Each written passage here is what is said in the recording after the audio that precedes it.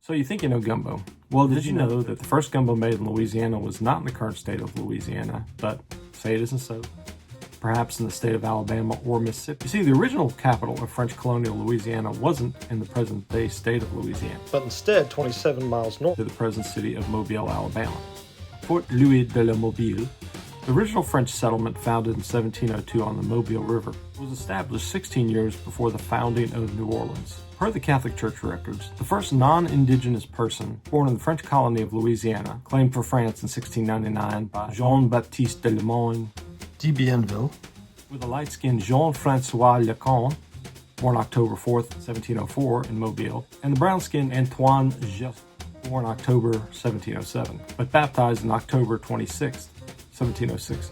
They were identified in records as Creoles, thus making the Mobile settlement the site of the birthplace of Creole culture in the Gulf Coast region. In addition to being the birthplace of the first people identified as Creoles in the Gulf Coast area, the Fort of Mobile also saw the arrival of enslaved Africans around 1706 or 1707, based upon work done by J. Higginbotham in Mobile, The History of Alabama's First City, published in 2001. These enslaved Africans were brought upon supply ships that were coming from Haiti. While I have yet to see a detailed list of what was on these supply ships in the early days, there is a high probability that it could have contained with it okra and the knowledge of how to use it with these enslaved Africans. Some have also noted that the famed Pelican Girls arrived in Mobile in 1704 from Havana, also carrying with them okra. But that's for another episode to explore.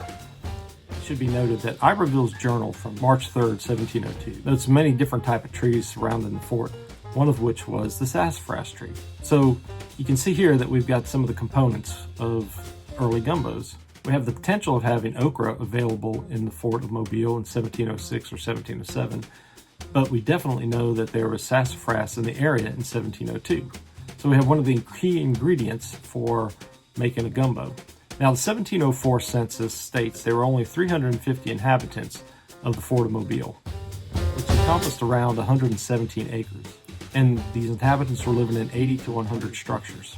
As such, you would roughly have 3 people per structure, and in reality, these individuals, if you see the map, would have interacted almost daily with each other.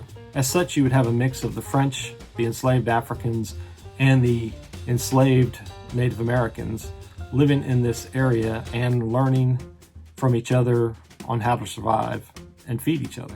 Thus, for a time, from 1702 to 1711, you had the same French families and the same enslaved Africans and Native American influences creating the same stews and foods that would have been eaten as the colony migrated from Mobile to Biloxi to New Orleans. The gumbo spirit could have started on the shores of the Mobile River or the Mobile Bay and drifted west as the colony moved. Thus, before Bourbon Street had gumbo, Mobile and Biloxi may have been serving it. Thank you again for sharing this cup of gumbo with me. If you found this information interesting, please subscribe to the David J. Hubbell YouTube channel. Also, check us out on Facebook under the Royal Order of Gumbo, where we'll keep the gumbo pot simmering and save a cup with your name on it.